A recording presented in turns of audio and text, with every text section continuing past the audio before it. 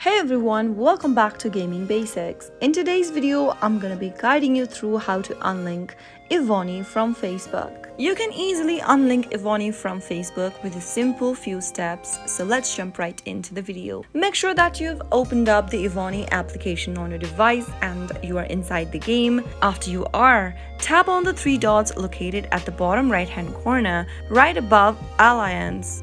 Now in the pop-up displayed on the screen, tap on Settings, select Accounts from the list and tap on Link Account. You'll be able to see all of the linked account details on this page. If you've already linked to your Facebook account, you'll be able to see this Unlink Facebook status. Simply go ahead and tap on Unlink Facebook if you want to unlink of your Facebook account. Confirm your selection by tapping Confirm, and then you have successfully unlinked your Facebook account with Evony. You can repeat this step for any other account you've previously linked with. That is how it can be easily done. If you found the video to be helpful, go ahead and give us a thumbs up. Don't forget to subscribe to our channel by hitting that subscribe button. Also press the bell icon so that you'll never miss another upcoming upload from us.